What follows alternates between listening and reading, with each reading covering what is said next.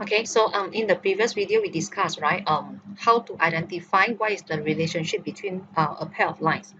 Okay, so there are a few possibility, right? So we have actually something like maybe a pair of lines, they can be parallel to each other. They can be the same line, although the vector equation doesn't look the same. Okay, or maybe they can be intersect with each other. Or the other one is for three-dimensional cases, the pair of line might be skewed. Okay, so this is the summary that we have for the previous two videos, like how are we going to decide what is the relationship between the line. All right, so it is a guideline for you all, but in the exam, right, besides the relationship between the pair of lines, sometimes they actually will straight away ask for maybe the angle between the two vectors, or maybe they will straight away ask for the value lah, maybe like the area or whatsoever, right? So for that kind of question, generally you no need to go through with all the process here. All right, so as an example, if let's say there's a question asking for intersection point for a pair of lines. So when they are asking for intersection point only, then you no need to go through with all the process here. You can straight away try to find out the intersection point. Okay, straight to the point lah. You no need to start from the beginning and then you prove until they intersect, then only you find out the intersection point. All right. So the same thing happens for angle. So sometimes if let's say they ask you find the angle between two vectors, right? So you no need to prove that they actually intersect, therefore got angle whatsoever. No need. You straight away go into the formula to apply the formula to find the angle between the vectors. Right. So here we are going to discuss two examples. Okay, that we are not going start from the beginning of the summary here. All right, so let's have a look for example 17 in our notes. Okay, so for this question you can see that there are two lines here. All right, first line pass through the point 0, 1, 5 and also 2, negative 2 and 1. So the second line, sorry, is this vector equation. All right, so first of all, they want you to show that lines L1 and L2 are skewed. Okay, so when they ask you to prove that they are skewed, generally you need to start from the beginning of the summary that I show you just now. All right, so before you can prove that they are skewed, you actually need the vector equation for line number 1. But the problem now is you don't have the vector equation for line number 1, right? Okay, so you need to form the vector equation for line number 1 first. So what you have here is, to form the vector equation, you need two things. You need passing point and also the direction of the line. So the passing point you have more than one, which is more than enough already. Okay, then you need to form the direction. You need to find the direction of the line first. So to find the direction of the line, if let's say this is, let's say OA, and let's say this is OB,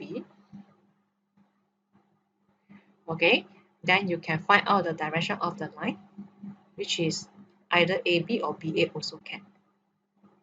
All right, so if let's say I'm using AB, so AB means that I'm having 0, negative 1, negative 5, then plus OB. So OB should be 2, negative 2, and also 1.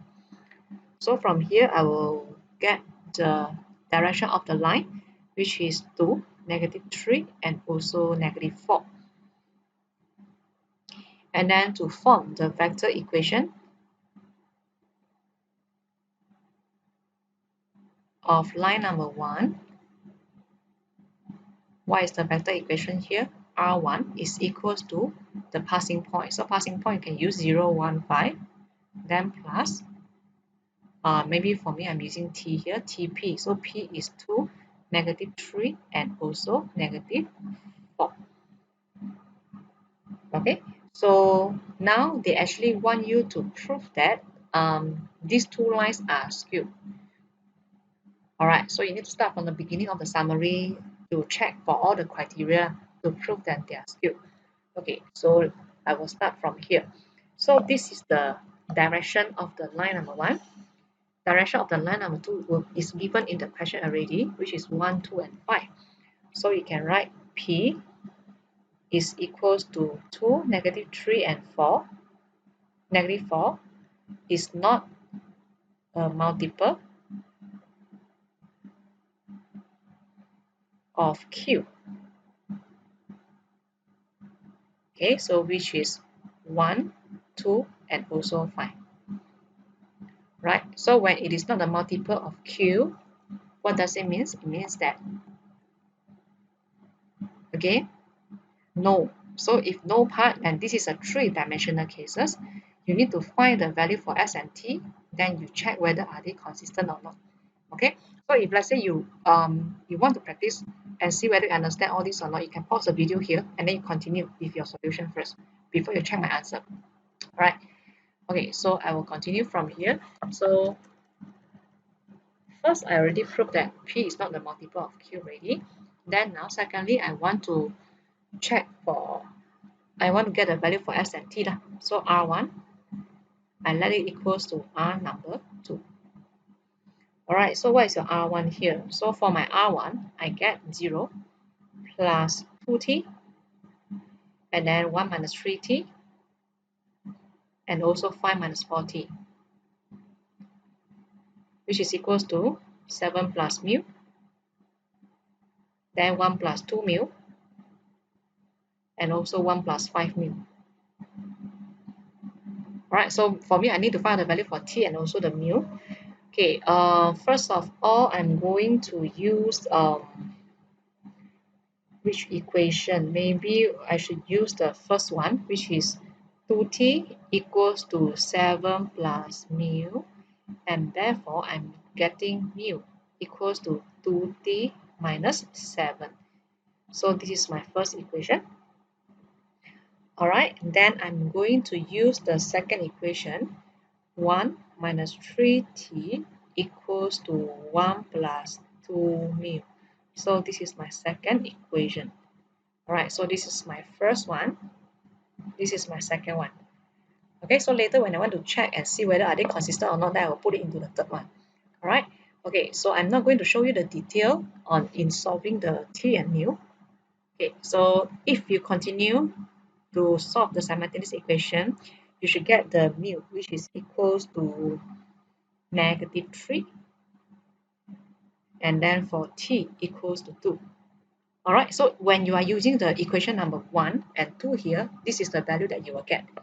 And since this question already tell you that they are skewed, right? If let's say you are not using the first and the second equation, you are using the first one and the third equation, then your answer for mu and also t will not be the same as mine. Alright, so if you use a different set of equation to solve simultaneously, then the value for mu and t will not be the same because this is a skewed question. Okay, right, so for me, the first and second equation, when I solve simultaneously, then I will get mu equals to negative 3 and also the t equals to 2. Then now I need to check and see whether are they skewed or not, correct or not? Okay, so now I need to check. So to check, you need to use the third equation. So the left hand side of third equation is 5 minus 4t. Okay, so which is equals to negative 3. Substitute the t into the equation for my value here. And then for the right hand side, I will have 1 plus 5 mu. So when I substitute it, I will get negative 14. So left and right hand side are not having the same value, right? So which means that the t and the mu are not consistent for all the components, and therefore L1 and L2 are skewed. So this is how we prove it.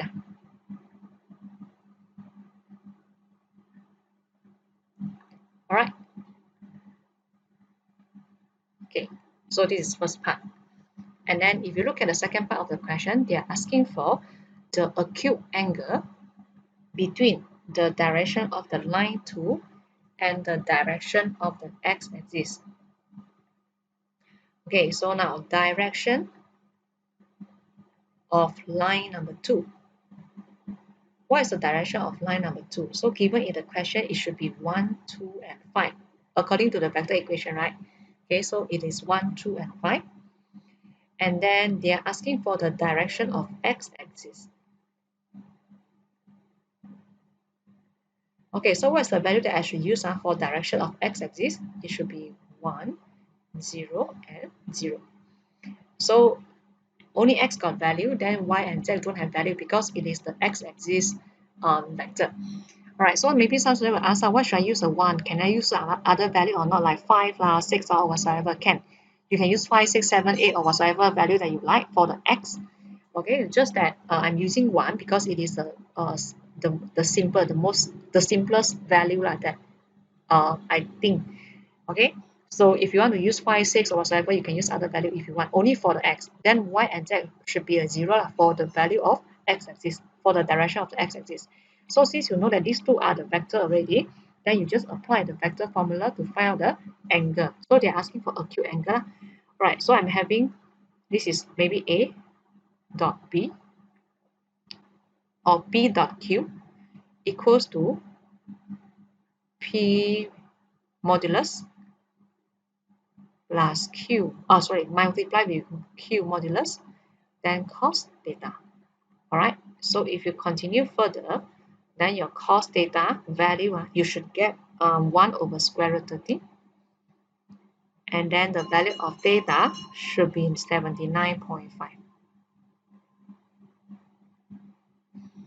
Okay, so this is the answer that we have. 79.5 as the final answer, theta. All right, so for this question, again, you start from the beginning until the end of the summary. All right, because they ask you to prove that the lines are skewed. Okay, so if let's say the question is just asking for the acute angle straight away, then you don't need to prove the first part, you straight away start from the second part. Just apply the formula straightforward, in a straightforward way.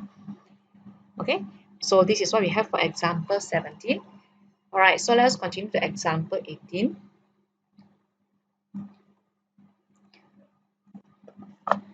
Okay, so if you read the question again for example 18. Okay, so I think generally you won't see they ask you to prove anything anymore, right? So they give you 3 position vector, which is OA, OB, and OC. So first, they want you to find the exact value of cosine of angle BAC.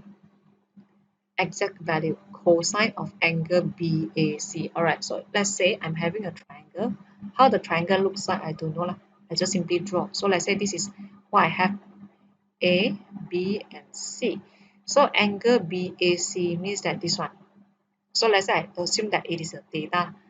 Alright, so this is a theta, angle BAC. They're asking for cosine of angle BAC. So I assume that I want to find the value for cosine theta, cos theta. Okay, so how to find the cos theta here? So it is related to the angle between lines, right? So you can try to consider find out the angle between line by using the vector method. Then it involves cos theta. Okay, all right. So maybe you think, can I use other method whatsoever? Not can. You might have some other values or other methods, but since this question already give you the vector, all right, for all the points, so in my opinion, I think it is the most convenient way for us to get the answer that they want. Okay, by using the vector method. All right. So since you want to use the vector method, so to find the angle between two vectors, right, you need to find out the direction, both going out from the same point. So you need AB and also AC. All right. Okay, so first of all, try to find out AB. I'm not going to give you the detail. All right, so you should be able to do all this on your own. You should have 1, 2, and -2. After that, you should get AC. Try to get the value for AC, the vector AC. The AC that you get should have the value 2, 3, and -6. So these are the two vectors that you need. All right, so how to get the exact value of cosine of angle BAC? Okay, so to get the angle BAC, you can use the scalar product formula with the angle formula. So you can use AB dot AC equals to the modulus of AB, which is 1 square, 2 square, -2 square, and then the vector, the magnitude of AC, which is 2 square plus 3 square plus -6 square, then cos theta. All right. So if you continue further and try to rephrase everything, your cos theta should be equals to 20 over 21.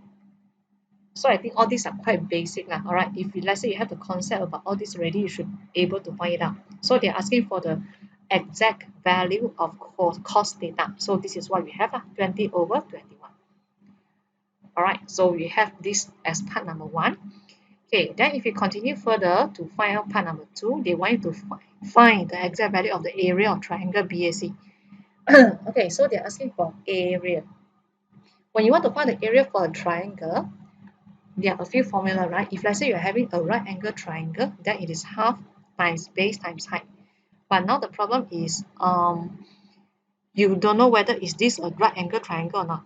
That means you don't know which is the angle, whether you've got angle with 90 degree or not in this triangle. Therefore, what is the other formula for the area? Okay, so you can try to consider that we learned one formula before that involved the sine angle one. All right, so maybe I use this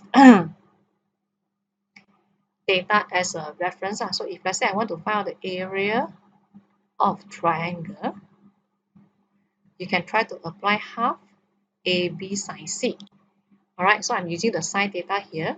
So I need to find out the magnitude for AB, multiply with the magnitude of AC, and then sine theta.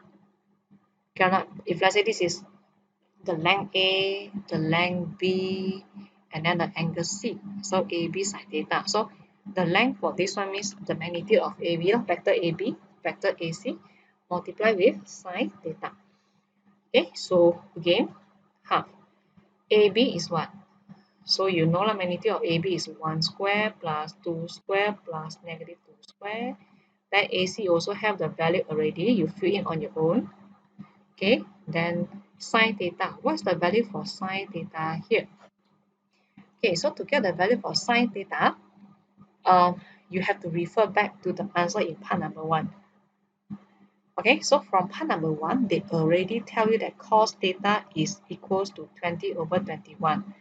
So you draw a triangle, you're having a theta here, you know that cos is 20 over 21.